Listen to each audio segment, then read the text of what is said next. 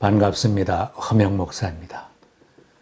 사람들은 누구나 행복을 추구하며 기쁘게 살아가기를 소원하기에 예수님은 우리들의 가장 큰 관심사인 행복한 삶의 길을 가르쳐 주셨습니다.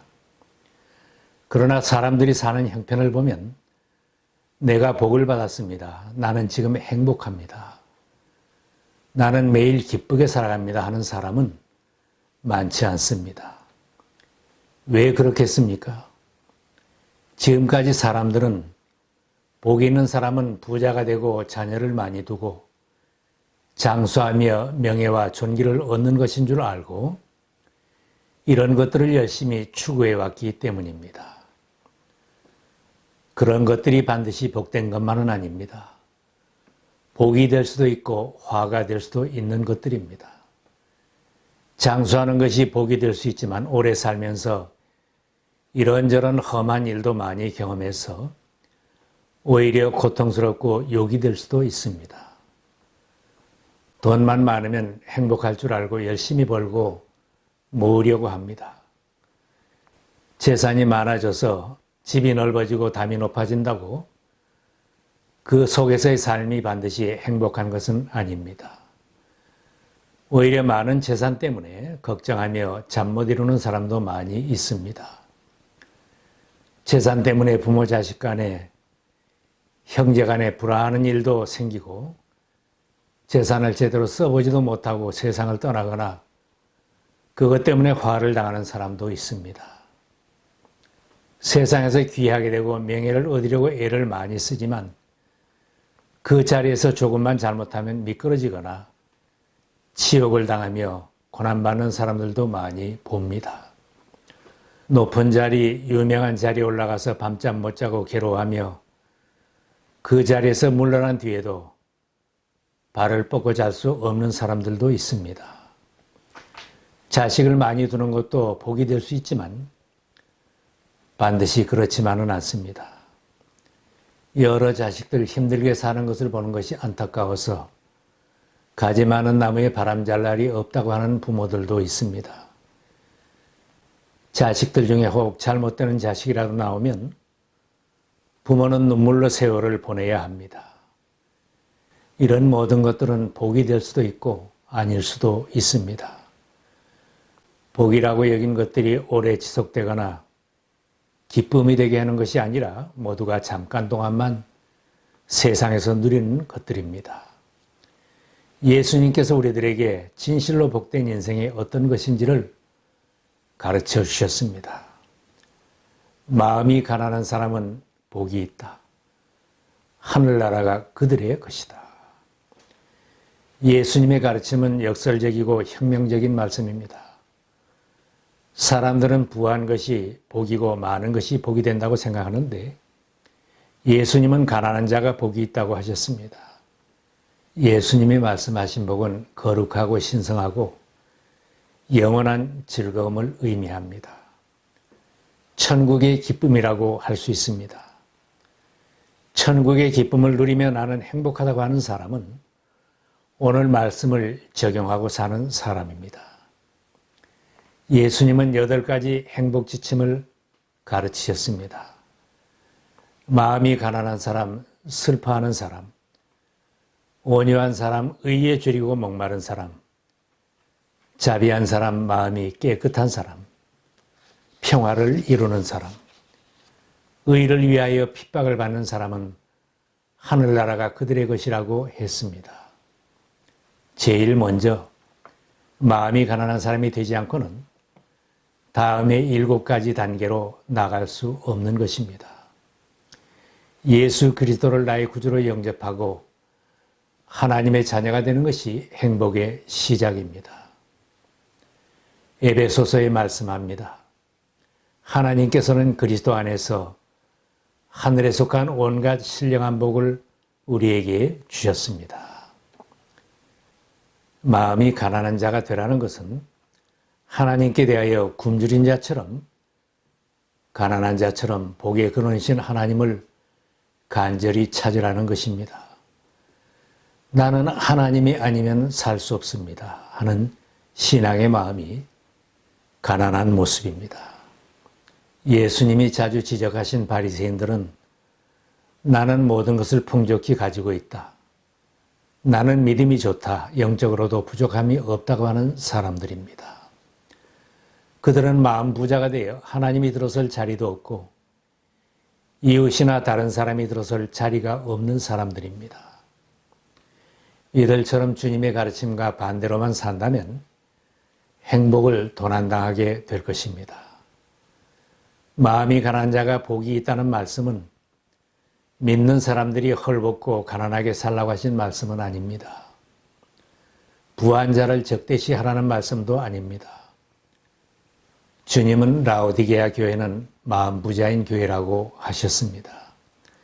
신앙은 차지도 덥지도 않은 미지근한 신앙인데 교인들은 나는 부자다, 부유하여 부족한 것이 없다고 하며 교만했습니다. 영적으로는 장년과 같은 그들에게 주님은 안약을 사서 눈에 발라서 벌거벗은 수치를 가리라고 하셨습니다. 하나님을 모르고 살면 물질에 가난 병이 들린 것처럼 살게 되고 영적으로는 장님처럼 살아갑니다. 하나님이 필요한 것 주시고 날마다 일용할 양식을 주시는데도 늘 부족하다고 합니다.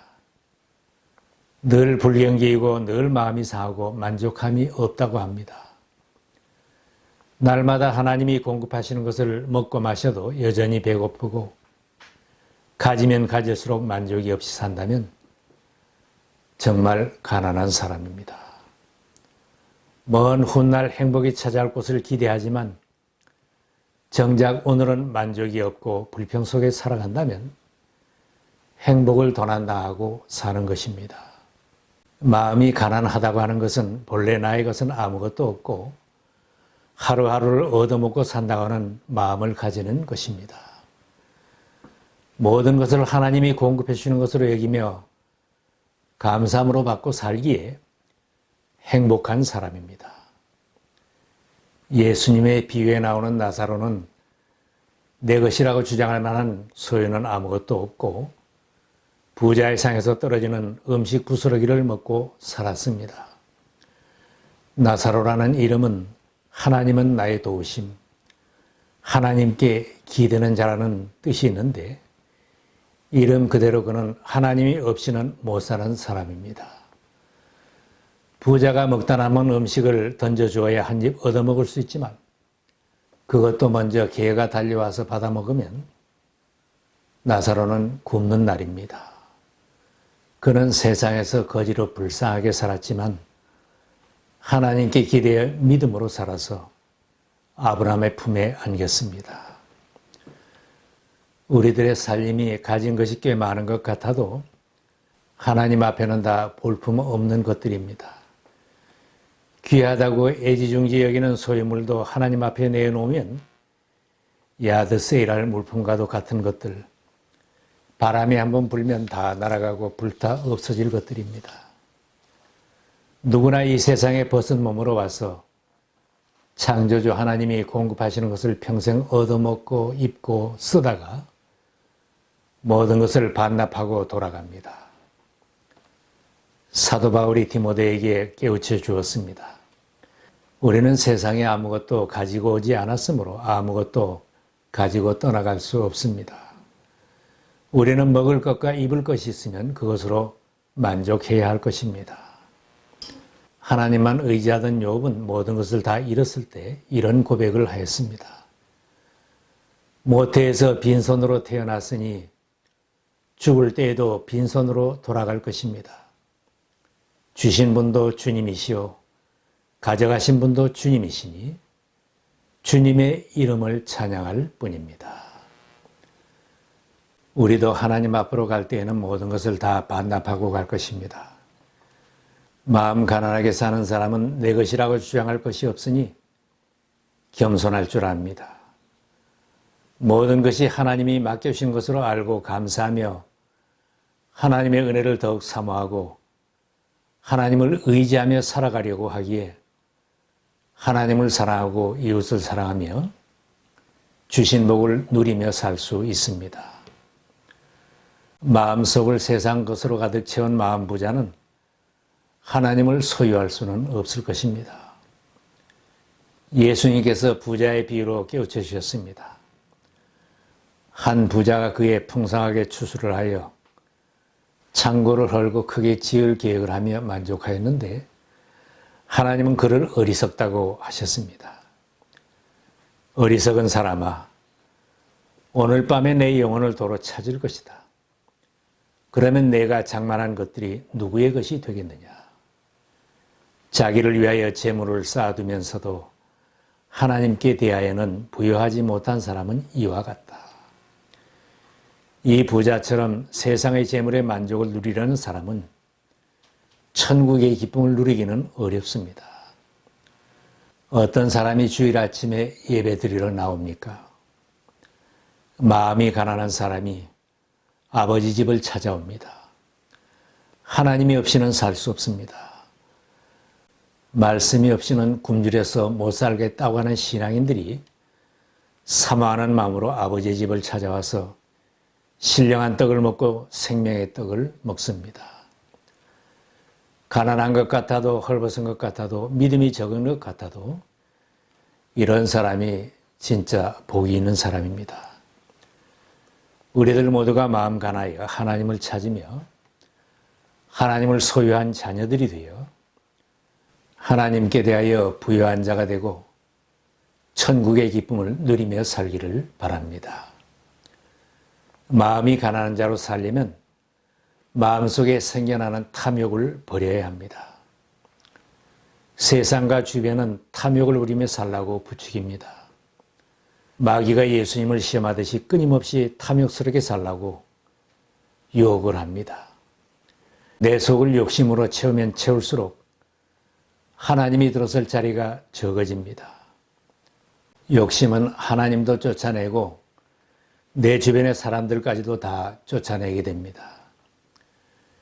내 속에 욕심을 가득 채우면 하나님과의 관계, 이웃과의 관계가 다 무너지게 됩니다. 예수님은 탐욕을 멀리하라고 하셨습니다. 너희는 조심하여 온갖 탐욕을 멀리하여라. 재산이 차고 넘치더라도 사람의 생명은 거기에 달려있지 않다. 하나님이 주시는 꿈과 거룩한 야망은 필요하지만 필요 없는 욕심은 자꾸 버려야 가난한 마음이 됩니다. 내 계획대로 이루어지지 않았어도 남들처럼 못 살아도 자족하기를 배우면 비록 부족한 것 같아도 행복을 누릴 수 있습니다. 세상에 많은 사람들이 포터에 갈만하다가 떠나가는 것을 봅니다. 멀리 여행을 할 때는 꼭 필요한 짐만 챙겨서 떠나야 여행을 즐길 수 있습니다. 욕심을 내서 짐을 많이 가지고 가는 사람은 미련한 사람입니다. 우리는 천국 가는 여행자들입니다. 필요 이상 많이 가지고 가려고 고생만 하지 말고 하나님의 손을 잡고 인생 여정을 즐기는 삶이 복을 누리는 사람입니다. 하나님께 맡길 것은 일찍 맡겨드리고 남에게 나누어줘야 할 것도 일찍 나누어주면 내 짐이 가벼워집니다. 불필요한 죄의 짐도 빨리 회개하고 벗어버리면 인생 여정이 가볍고 행복할 수 있습니다. 장기나 바둑은 당사자들보다 구경하며 훈수 두는 사람이 더 즐깁니다. 당사자들은 이기려는 욕심 때문에 피곤하지만 구경꾼들은 이기고 지는데 욕심이 없기 때문에 당사자보다 한 수 더 내다볼 수 있고 더 즐길 수 있습니다. 목회도 주님을 섬기는 일도 큰 욕심 버리고 모든 무거운 짐을 주님께 맡기면서 섬기면 기쁘게 감당할 수 있습니다. 가정일도 사업도 탐욕을 줄이면 날마다 감사하고 행복할 수 있습니다. 먼저 하나님 나라와 의를 구하면 하나님께서 일용할 양식을 공급해 주시고 하나님께서 생업에도 복을 주시는 것을 체험할 수 있습니다. 교회에서 섬기는 일도 마음 가난하게 섬기면 행복합니다. 성령께서 감동시켜 주시고 힘 주시는 만큼 섬기고 모든 일을 주님께 맡기면서 섬기면 행복한 섬김이 됩니다. 하나님의 영광을 추구하며 영적인 세계를 바라보는 신앙 훈련이 마음을 가난하게 할 수 있습니다. 신앙인도 내 영광을 추구하면 욕심이 발동합니다. 세상 바라보고 다른 사람 바라보면 마음이 복잡해집니다. 모든 영광을 주님께 돌리겠다는 신앙 훈련은 행복한 신앙생활로 인도합니다. 열매가 적어도 나의 공로를 몰라주어도 이름도 없이 빚도 없이 섬기겠다는 다짐을 하면 힘은 들어도 섬기는 기쁨은 충만합니다. 예수님은 하늘 보좌를 버리시고 가난하게 되셨습니다. 가장 가난한 자리에 태어나신 예수님은 목수의 집에서 가난한 시절을 보내셨습니다. 30이 넘은 나이에도 머리 둘 곳조차 없다고 하셨습니다. 마지막에는 단벌옷도 속옷까지도 다 빼앗기시고 십자가에 달리셨습니다. 무덤도 없어서 남의 무덤에 장사 지낸 바 되셨습니다. 예수님 자신이 가난하게 사셨기에 누구든지 다 찾아오게 하셨습니다. 병자도 죄인도 가난한 자도 수고하고 무거운 짐진 사람들도 다 따르게 하셨습니다. 우리들이 다른 사람을 인도하는 사명자로 살기를 원한다면 마음이 가난하여 누구나 가까이 하고 싶은 사람, 만나고 싶어하는 사람이 되어야 합니다. 우리를 위해 가난하게 사신 예수님은 마음이 가난하게 사는 사람이 천국을 소유할 수 있고 함께 다스리게 하시겠다고 하셨습니다.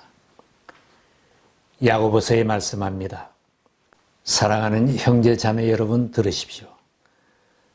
하나님께서는 세상에 가난한 사람을 택하셔서 믿음에 부요한 사람이 되게 하시고 하나님을 사랑하는 이들에게 약속하신 그 나라의 상속자가 되게 하시지 않았습니까? 진정한 행복은 세상의 기준으로 보는 행복이 아닙니다. 하나님이 너는 복이 있는 사람이라고 하시면 나는 행복한 사람입니다. 예수님이 너는 복이 있다고 하시면 복을 받은 사람입니다. 우리들 모두가 주님이 인정하시는 행복한 인생이 되시기를 바랍니다.